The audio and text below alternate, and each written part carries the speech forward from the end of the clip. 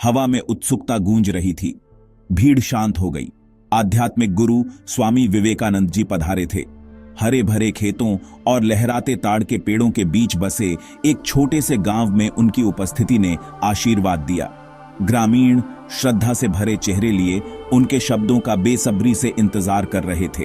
वेदांत के प्राचीन ज्ञान में निहित उनकी शिक्षाओं ने पूरे देश में आध्यात्मिक जागृति को प्रज्वलित किया था। उन्होंने आत्म साक्षात्कार की, हर इंसान के भीतर मौजूद दिव्य क्षमता की बात की। एक साधारण जीवन के आदी ग्रामीण उनके शब्दों से मंत्रमुग्ध हो गए। उनका संदेश उनके दिलों में गहराई तक गूंज उठा, जिससे आध्यात्मिक समझ की प्यास जाग उठी। वे अज्ञानता की बेड़ियों को तोड़कर अपने वास्तविक स्वरूप को जानने के लिए तरस रहे थे। वे अज्ञानता की बेड़ियों को तोड़कर अपने वास्तविक स्वरूप को जानने के लिए तरस रहे थे। ग्रामीणों के बीच एक बेचैन आत्मा वाला विजय नाम का एक युवक खड़ा था। वह जीवन के गहन प्रश्नों के उत्तर खोज रहा था। विजय उद्देश्य के लिए, एक ऐसे मार्ग के लिए तरस रहा था जो उसे सांसारिकता से परे ले जाए। स्वामी विवेकानंद के ज्ञान के प्रति आकर्षित होकर विजय ऋषि के पास गया। उसने आत्मज्ञान के लिए अपनी लालसा, अस्तित्व के रहस्यों को जानने की अपनी इच्छा साझा की। मेरे बेटे, आपकी असली क्षमता को उजागर करने की कुंजी आपके भीतर ही है। ये आज्ञा चक्र के जागरण में है, जो अंतर्ज्ञान और ज्ञान का स्थान है। विजय का दिल एक धड़कन के लिए रुक गया। उसने इस रहस्यमय ऊर्जा केंद्र के बारे में सुना था, लेकिन इसका असली महत्व एक रहस्य बना हुआ था। नए दृढ़ संकल्प के साथ विजय ने आज्ञा चक्र और इसे सक्रिय करने के मार्ग के बारे में सब कुछ सीखने का संकल्प लिया। स्वामी विवेकानंद जी ने बताया कि आज्ञा चक्र, जिसे अक्सर तीसरा नेत्र कहा जाता है, भौहों के बीच स्थित होता है। यह अंतर्ज्ञान, अंतर्दृष्टि और उच्च चेतना का केंद्र है। सक्रिय होने पर आज्ञा चक्र आत्म साक्षात्कार के मार्ग को प्रकाशित करता है। आज्ञा चक्र हमें भौतिक दुनिया के भ्रमों से परे देखने की अनुमति देता है। यह हमें हमारे आंतरिक ज्ञान से जोड़ता है, हमें जीवन में हमारे वास्तविक उद्देश्य की ओर ले जाता है। विजय पूरे ध्यान से सुनता रहा, हर शब्द को आत्मसात करता रहा। उसने महसूस किया कि अपने आज्ञा चक्र को जागृत करने से संभावनाओं की दुनिया खुल सकती है। यह उसे उद्देश्य, स्पष्टता और आध्यात्मिक पूर्णता के जीवन जीने का अधिकार दे सकता है। स्वामी विवेकानंद ने उन व्यक्तियों की कहानियां सुनाई जिन्होंने ध्यान और आध्यात्मिक साधनाओं के माध्यम से अपने आज्ञा चक्र को सक्रिय किया था। उन्होंने बताया कि इन व्यक्तियों में असाधारण क्षमताएं थीं। वे चेतना के उच्च लोकों तक पहुंच सकते थे, सभी चीजों की अंतर संबद्धता को समझ सकते थे और अपनी इच्छाओं को आसानी से प्रकट कर सकते थे। उन्होंने संतों और ऋषियों की बात कही, जो स्पर्श से रोग ठीक कर सकते थे, भविष्य की घटनाओं की भविष्यवाणी कर सकते थे और अपनी इच्छा से हवा में उड़ सकते थे। हालांकि ये क्षमताएं काल्पनिक लग रही थीं, लेकिन वे हर इंसान के भीतर मौजूद निष्क्रिय क्षमता की अभिव्यक्ति मात्र थीं। विजय की कल्पना उड़ान भर गई, क्योंकि उसने खुद को एक जागृत आज्ञा चक्र के साथ कल्पना की थी। उसने खुद को बुद्धिमानी से निर्णय लेते हुए, जीवन की चुनौतियों को शालीनता से पार करते हुए और अपने वास्तविक उद्देश्य के साथ तालमेल बिठाते हुए देखा। उसने खुद को बुद्धिमानी से निर्णय लेते हुए, जीवन की चुनौतियों को शालीनता से पार करते हुए और अपने वास्तविक उद्देश्य के साथ तालमेल बिठाते हुए देखा। भाग 5, शरीर का ऊर्जा केंद्र। आज्ञा चक्र केवल एक आध्यात्मिक अवधारणा नहीं है, बल्कि शरीर के भीतर एक वास्तविक ऊर्जा केंद्र है।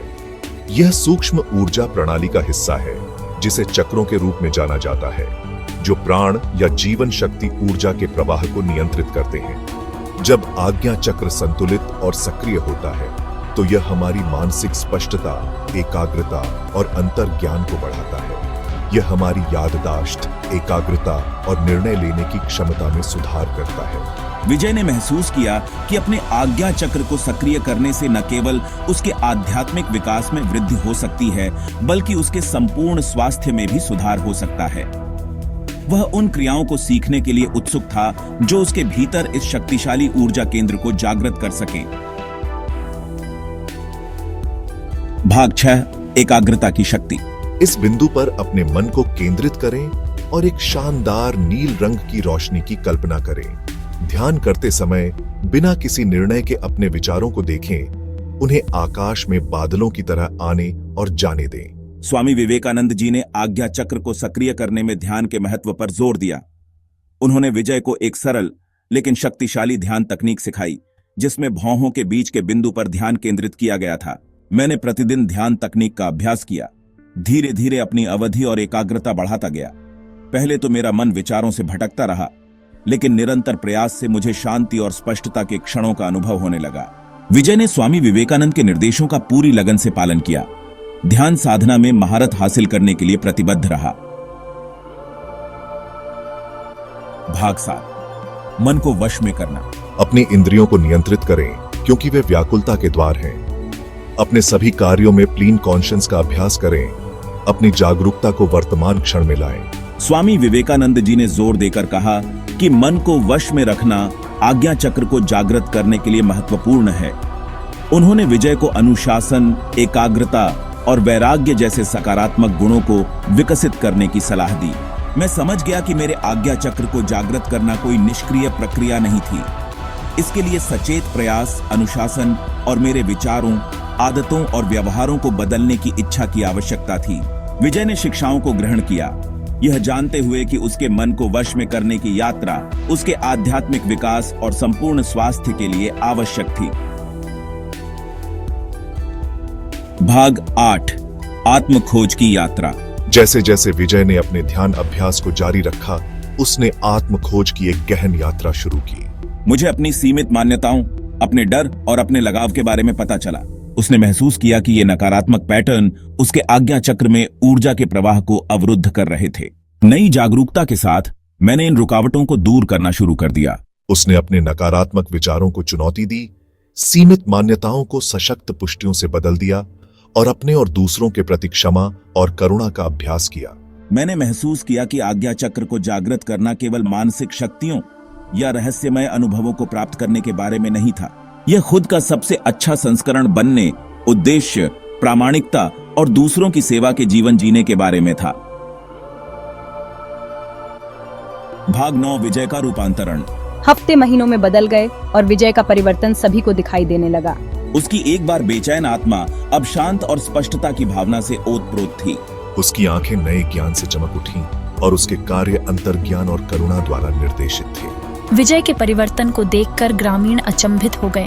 उन्होंने उसकी बढ़ी हुई एकाग्रता, उसकी बढ़ी हुई रचनात्मकता और चुनौतियों के बीच शांत और केंद्रित रहने की उसकी क्षमता को देखा।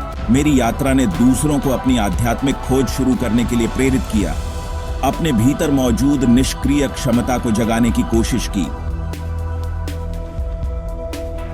भाग 10, प्रकाश की किरण।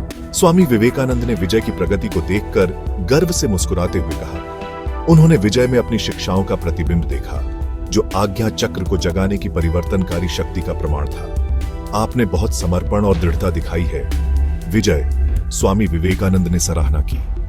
आपकी यात्रा अनगिनत अन्य लोगों को अपने आंतरिक सत्य की तलाश करने और अपने भीतर की दिव्य क्षमता को जगाने के लिए प्रेरित करे। विजय ने कृतज्ञता में अपना सिर झुका लिया। वह जानता था कि उसकी यात्रा अभी खत्म नहीं हुई है, लेकिन वह उद्देश्य और पूर्णता की भावना से भर गया था।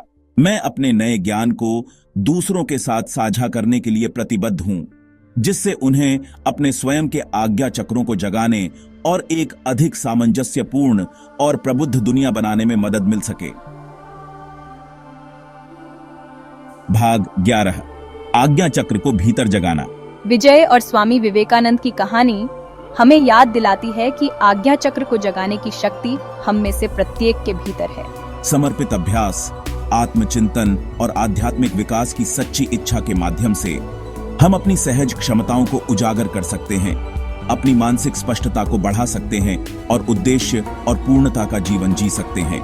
यात्रा में अपनी चुनौतियां हो सकती हैं, लेकिन पुरस्कार अतुलनीय है। जैसे जैसे हम अपने आज्ञा चक्रों को जगाते हैं, हम अपने और सभी प्राणियों के लिए एक उज्जवल भविष्य के निर्माण में योगदान करते हैं। आइए हम आत्म खोज की इस यात्रा को शुरू करें और अपने भीतर के दिव्य प्रकाश को जगाएं। दुनिया उन लोगों के ज्ञान और करुणा का इंतजार कर रही है, जिन्होंने अपने आज्ञा चक्रों को जगाया है और अपनी वास्तविक क्षमता को अपनाया है।